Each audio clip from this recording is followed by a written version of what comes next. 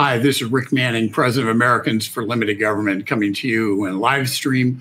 We did something a little different with this one. We scheduled it well in advance and set up a special topic that we want to talk about that isn't necessarily a topic that's a immediate shiny object, but something that actually is fundamental to our really returning our country to being controlled by the people, the voters, rather than by the administrative state. And so I wanted to just take this little bit of time talking about that and answer some questions along the way. There's a saying, when Donald Trump ran for president, well, first of all, let me give you a little bit about my background. I did work in the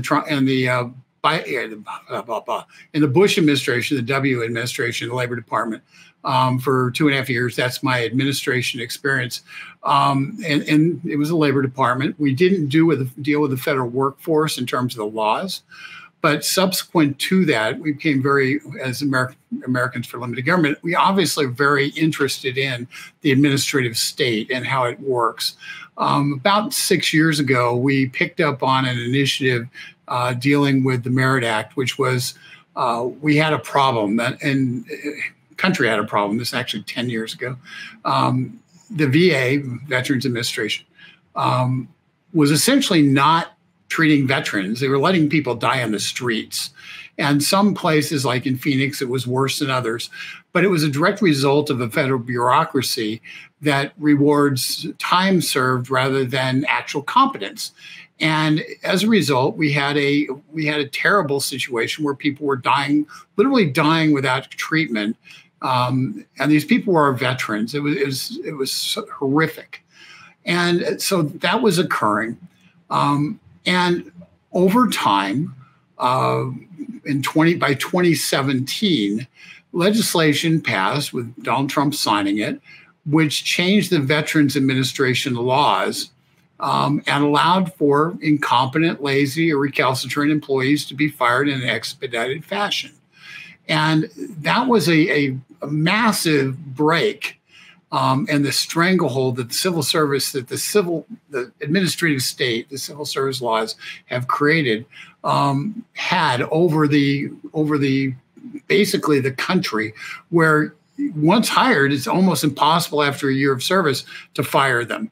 So that kind of is part of what was an impetus for me in particular to really take a hard-edged look at what can be done to rein in the administrative state, what can be done to deal with the civil servants, who a vast majority of whom want to do a good job.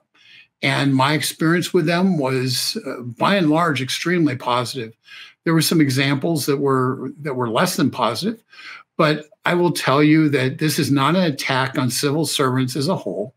This is an attack on a system that allows for people to stay in jobs and be promoted and get more money, who aren't doing anything and are basically stealing money from the American taxpayer. And so let's just be clear. This is really about making it so we limit government by taking those who are stealing our money by not doing their job and getting rid of them, as opposed to and then creating the civil servants to be neutral, as they're supposed to be, as opposed to being the politically weaponized body that they have become because of some placements at the top of the civil service charts and the SES rank and in a lot of the attorneys at DOJ. So, but let's just focus on the pieces that we're going to talk about. Today, what I'm going to do is I'm going to talk about some very specific things that have occurred, but I'm also going, very recently, by the way, but I'm also going to talk about a little bit about the work from home aspects of this and some of those things. I think most people would be surprised to learn that the federal bureaucracy still isn't back to work. The rest of the country is back to work. The pandemic's over, but here in Washington, D.C., nope, not so much, which is a good, can be a bad thing, can be a good thing, but we'll talk about it. But I think where I want to start is with a basic premise, and that is Donald Trump ran in 2015, 2016 talking about draining the swamp. It's the one piece of his promises that he wasn't able to actually get done. It's the one piece, and as a result, we have a system. The swamp actually drained Donald Trump. The swamp ran a coup against Donald Trump for 4 years, and quite honestly, continues to do the same today with the J6 Commission. So ultimately, the swamp is a combination of the federal bureaucracy, and all of the private sector support systems around the federal bureaucracy, the consultancies, the lobbyists, and the like. We're focusing on the administrative state, the actual civil servants who work for the public. I think the rest of it kind of takes care of itself if we mitigate the vast amount of influence and power that they have. And the EPA, West Virginia versus EPA case, which we talked earlier about on an earlier podcast, goes a long way to curtailing their power. But so let's talk about what this means, what this looks like. Ultimately, we ran a campaign 5 years ago, 6 years ago, called "You Can't Drain the Swamp Unless You Can Fire the Swamp." And that campaign was focused around expanding the Veterans Administration change in law under that VA reform, which allowed for incompetent, lazy, or recalcitrant federal employees to be fired on an expedited basis. It does not deny those employees due process under the system. It just creates a system where the due process doesn't take a year, 2, 3, 5, 10 years to get through the process. Instead, it's an expedited system. And as a result, we didn't see mass firings of the VA. We've seen an increase in firings of the VA, but we didn't see mass firings of the VA. What we saw was people left, people transferred out. We got people left that system. And so what you're going to end up with, if you expand this, take this and you expand it to government wide, is you'll end up with a percentage, not a huge percentage, but a percentage, probably less than 1% of the overall federal workforce being able to be fired. And that has an impact, because when people see that their colleagues can be fired and they know they can be fired, you know what happens? They come to work. They do work. They're much more responsive to not just to the political appointees, but to their bosses who are in the federal civil service, who basically, depend on the people who work for them to do their job. So it just makes the system work better when people have a little bit of a sense that if I don't actually do my job, I can be fired. You and I have to deal with that. So it seems logical that a federal worker should have to deal with that also. So that's essentially what the Merit Act is, and we'll talk a little bit about that later. But that's how we kind of worked our way into this, is saying, gee, we need to do something. And what they did, the VA, the Veterans Administration, makes sense. Let's expand it across the scope of government. I'll tell the story about what happened with that and why it didn't occur during the Trump administration, even though Donald Trump signed off on it. I'll tell that story a little bit here. But to understand the problem we have with a weaponized federal service system, you have to understand that President Obama changed the nation's civil service system dramatically through an executive order in 2013. That executive order changed the way you hire people coming into the civil service system.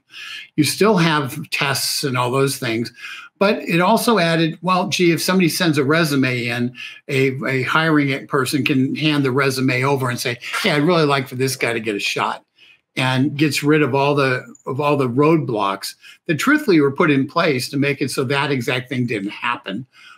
Even though they excluded a lot of really great people from being part of the civil service, because truthfully, it turned the roadblocks put in pre-Obama change made it so unless you were an insider civil servant, it was extremely difficult to be able to work your way through the human relations system to get to the to be considered for a job.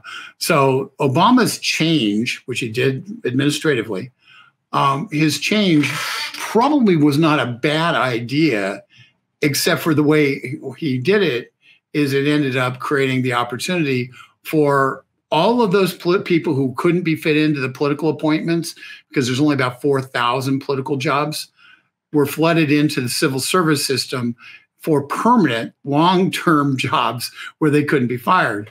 And so as a result, those people now 8 years later are now have been promoted. They've been moved up the scale. They know how things work. And they were the heart of the attacks on Donald Trump that we saw during the Trump administration. So just understand that's what Obama did. That's the net effect of that. And as opposed to what the President Trump came in saying he wants to drain the swamp. The problem was he didn't have a plan to drain the swamp. You know, it was a slogan, but there was no plan behind it, because unlike a private business, you can't just fire people. There's a huge process, and it's a process that is very arduous to get there. And so hence the slogan, you can't drain the swamp unless you can fire the swamp. David, would you put up the little cartoon, and as long as we're doing that, and then I'm going to talk about actually. So we did this little cartoon you see here.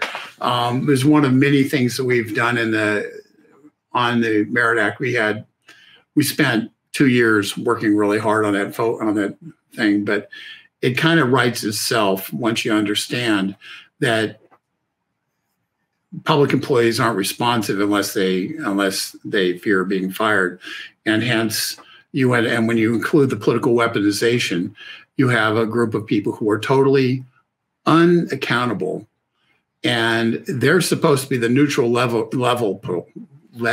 pullers in government, whereas the political appointees are supposed to say the direction.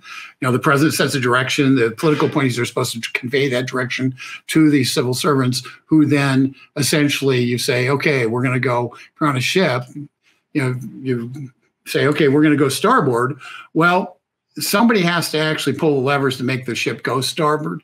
Well, the lever pullers weren't pulling the levers, and hence the ship didn't go starboard. So that's kind of the process. Let's talk about something that's happened in the last couple of weeks that kind of prompted us to want to have this talk right now. At the Homeland Security Agency, at Health and Human Services, at the time in 2020, at the time when we had we were in the midst of the pandemic. The pandemic started in January, February, December, October. Sometime in 2019, the pandemic actually started in China through the Wuhan lab. And now it ended up in America. We ended up having all of 2020 consumed by the COVID pandemic. And it may be shocking to learn this, but the chief of staff of the Health and Human Services asked for an audit to be made of his employees there. And was a political appointee. He said, we need an audit of our employees. And that audit of his employees, which was delivered to him in January of 2021, when the administration was leaving and there was nothing they could do about it, he got the audit. And what it showed is 25% of the Health and Human Services employees, the very people tasked with overseeing a vast majority of the fight against the pandemic, 25% of them never even logged onto their computer in the 10 months of the audit. Let me repeat that. 25% of the Health and Human Services employees who were tasked with actually fighting the fight on the front lines against the pandemic never even bothered to log on to their computer during the 10 months, those 10 months that were audited. I'm sorry, but that's a definition of a non-essential employee if you didn't log in for 10 months. Now, they all got paid. Okay, let's be clear. They all got paid. The average pay of a federal employee is over $90,000 a year. So in 2020, it was $90,000 is how much they got paid on average. Okay. So and when you say 25% of health, if you expand this and assume that that was true throughout the federal bureaucracy, that the Health and Human Services, which was at the point of the spear of the COVID, and if 25% there didn't log in, you can assume 25% across the government didn't log in. That means 500,000 people didn't log in 2020. 500,000 people times 90,000 over a course of a year is $45 million, or $45 billion, I'm sorry. $45 billion of employment costs, not counting the health insurance, not counting the retirement, not counting any of those other costs, just straight salary. That's how much money was stolen from the federal treasury by those who did not log in. Now, recognize I'm extrapolating two things. I'm extrapolating the 25% at HHS to government-wide, which may not be fair. And I'm extrapolating that I'm assuming that they all made the average salary and that there was no salary dispersion. Averages are based upon, you've got the people at the highest end, you've got the people at the lowest end. And so I'm assuming that it's the average salary. But I think those are fair assumptions. So when you look at it, in 2020, we had $45 billion stolen by federal employees who did not bother to log in. Okay, think about that. Think about what that. And oh, by the way, we don't have an audit for 2021. We don't have an audit for 2022. So if they didn't log in 2020, what are the chances they logged in 2021? What are the chances they log in 2022? I mean, we don't know because there's no audit. And that's what Congress needs to do first. Republicans in Congress need to demand an audit. They need to take this audit that was done out of HHS, and they need to demand in the next funding bill that they fund nothing unless they get an audit of the entire workforce and their login, how many logged in, what happened, what kind of did people get raises who didn't log in? We want to know, did people actually do anything? They might have logged, this was people who logged in 0 times. How many people logged in once a month or logged in once a week? We need real data to determine if people who were entrusted by being able to work at home actually were working at home. And logging in is kind of the basic bare minimal kind of determiner if you did anything. And those are knowable facts. The computer systems, you either logged in or you didn't. It's not an argument about whether you did or not. And that data exists.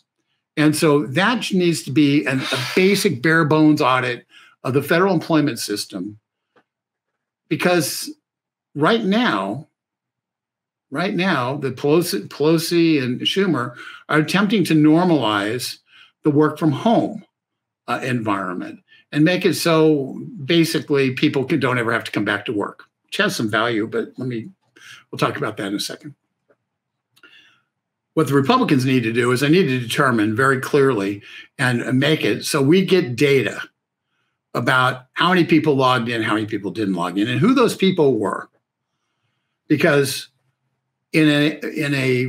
because from that, you can make a case, an objective case, that the American public will absolutely understand that we will win, that there needs to be change.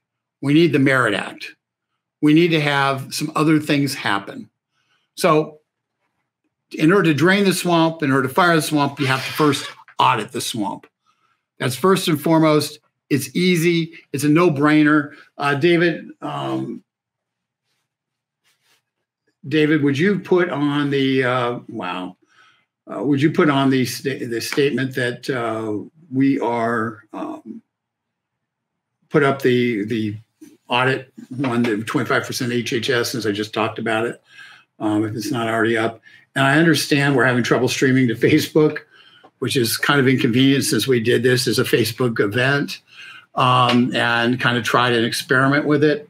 But I'm going to continue on with what we're doing, and assume that somebody's seeing whatever we're doing, and we'll have a tape of it, and we'll video it, and we'll send it back out to our lists, whether or not Facebook is able to do this or not. So that's step one. Step one is audit the swamp.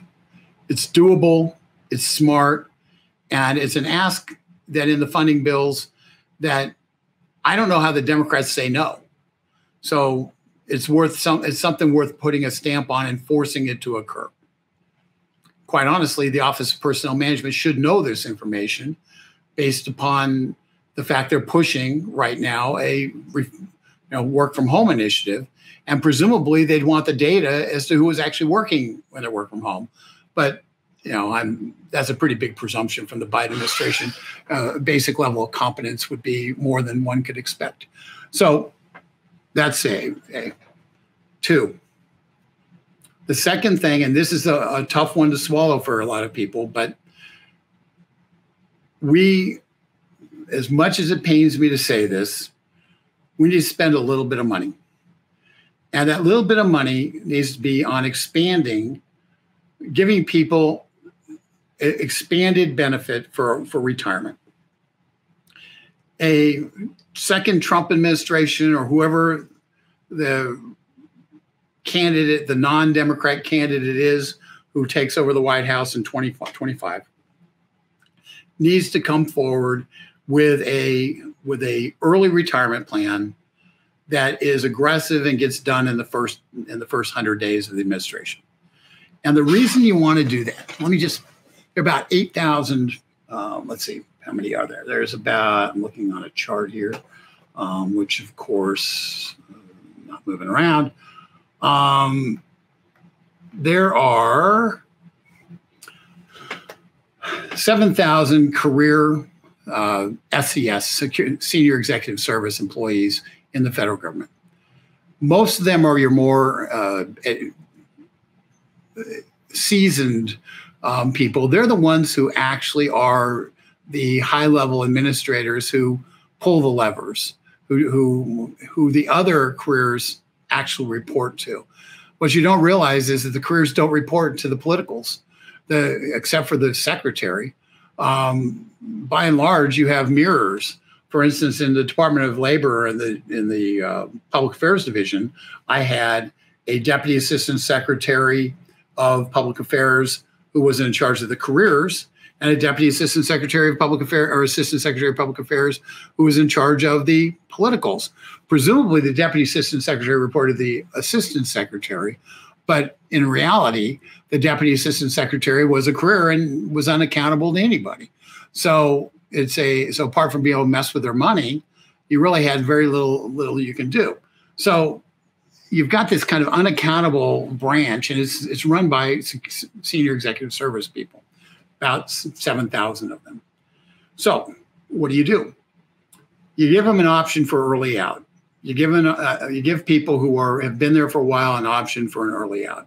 You also, by doing that, you expand it across the board. So if somebody is sitting there and they've got 10 years in, but they spent the last 3 years not doing anything, just not even checking in, and they fear that they're going to be fired for that, let them retire early. Let them just take 2 years of retirement and get out. Okay. Bottom line is we want them out of the position without having to expend political capital. And if we're spending $45 billion on people sitting around, let's spend a little money and get them out of the system. That's the objective here. And in terms of the SESs, the objective is to get those who are going to be recalcitrant, who are going to be stopping things from happening, to say, I don't want to be transferred to Bismarck, North Dakota, which you can do with an SES. I don't want to have that occur. Instead, I would prefer to just retire out, opening up those key SES positions for people who actually want to do their job and will implement policy the way it's supposed to on a nonpartisan basis. But you have to get the people who are in the way out of the way. The best way is early out. So it costs a little money, but the fact of the matter is it's the way to do it. And it's something that the the civil servants lobbying groups won't. They'll actually be in favor of. So you take that and you attach the Merit Act to it, which we've already discussed, and you put those two together in a piece of legislation and you jam it through. At that point, you've accomplished two things. You're getting rid of people who want to retire. Some good people, some people would be a pain. Some people are just coasting to retirement. You want them out of the way so you can fill those positions of people who are going to do the job. A. B, you get the Merit Act in place. So as part of that deal, so you can then fire those people who need to be fired. That's how you get it done. That's the first 100 days kind of thing. The third obvious thing you want to do is a reduction in force. And a reduction in force means what it says. It's a layoff. And the first people laid off, you basically take people who weren't checking in, and you lay them off. You say, no, we don't need you. And because, once again, that's going to have to be, and you're going to want to structure it in such a way that those people have a hard time getting another government job. That's going to be harder to get through Congress, but if there's enough of a majority, you should be able to jam it through. But that's a third part of the puzzle. It's the hardest piece of the puzzle. But when we know it's why the audit matters. When we know that 25% of the people aren't actually logging into their computer, it's really, really hard to justify those people keeping their job. And we can jam that politically down their throats, down the left's throats, and force them to eat it. But you need the audit done first. So all that audit sets up everything. If you do those things, we can get the people who aren't working out. We can get the people who are recalcitrant out, and we can get the people out, early outs in terms of pensions by taking their pension and their retirement early and leaving. If we do those things, here's the net result. 85% of the civil service right now votes Democrat. It's possible we could get that down to where only 2/3 of the civil service votes Democrat, not by putting any political barriers in place, but by the people who we would attract in a Republican administration in 2025. Those people would tend to want to work for a Republican administration. So you're going to attract people who are less likely to want to throw sand in the gears and more likely want to do the job of being a civil servant. And that's how we kind of can reinvigorate, refresh the civil service system without having to go through massive civil service reform that will never pass or any of those things. Some very simple, clear-cut things that can be done that are directly on point. Lastly, there's going to be a large discussion and continued ongoing discussion about working from home. And that will be a piece of the puzzle. And one of the interesting offshoots of that is a lot of the buildings that are owned by the federal government or the federal government uses, I'll use the Department of Transportation as an example. They're in a very, very nice building right by the ballpark, by the Washington National Stadium. It was one of the first buildings built there. It's got a lot of stuff that's grown up around it. The federal government leases that building. And the lease is supposed to be up this year, the next few years. The point is, do you need to re-up that lease? Well, you may not need to re-up that lease because if you've got a significant part of your workforce working from home, you don't need as much space. And as a result, you have the capacity to consolidate that space. And that's where having a really smart person from the building field, from the business, from Donald Trump's commercial field, running the General Services Administration, which oversees the buildings, could allow us the ability to consolidate the workforce that's now working from home, a significant portion, consolidate them in fewer buildings, sell the buildings or get out from under leases or sell buildings that we don't need, move some of those employees off to be closer to the constituents they're supposed to serve, and create an environment where the swamp itself is physically reduced in terms of its footprint in Washington, D.C. And by getting rid of those buildings, some of which are just Department of Labor's building, which I worked in, is really not very functional. It's not only not functional, it's not very safe. It's a terrible building. It's an old building. It needs a massive retooling, and it's got a lot of employees that work there. And and I think there's more rats in the building than there are employees, at least when I was there. So it's it's not a very great place to work from a physical structure, but it's very simple. It's really simple. If we have fewer employees, then we need less office space. We need less office space. That gives an asset that we can sell or get rid of to help the budget, the federal budget. And when we sell the buildings, it makes it harder for them to be filled up with future employees to expand the federal workforce more beyond the 2 million we have right now, and the federal 2.1 million in the federal civilian workforce. So it's very simple. It has a virtuous impact of we reduce the workforce because people are working outside. You get rid of the building space, and that creates money up front. Plus, because this property is valuable. Plus, it provides us with a block against the temptation to fill those empty cubicles with people, while people who used to fill them are working from home. So it has a dual effect, and that's the general service administration piece of this in terms of buildings. But ultimately, I've laid out what's going to happen, what we can do. It's feasible, something we're dedicated to doing, something we're going to make happen. We're Americans for Limited Government. And it's something that truthfully will never be sexy. It'll never be something that people talk about. It'll never be a shiny object. But it's needed. It's the kind of thing that I try to focus in on here at ALG. Pick things that nobody's focusing on that make a massive difference, that will have a massive difference long term when you're successful, and make them happen.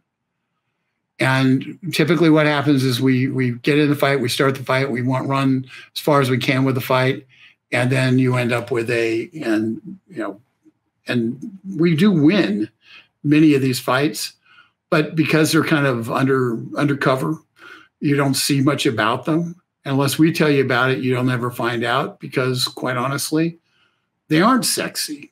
It's reducing federal workforce. It's a great fundraiser, but in terms of people paying attention, it's a terrible, terrible issue, because it deals with underlying problems as opposed to things that bubble up. Fortunately, we have this Homeland Security audit that shows how bad it is, that allows us to have a shiny object that we can grab a hold of and use to drive the audit, which drives everything else. So that's where we're at. That's what we're doing.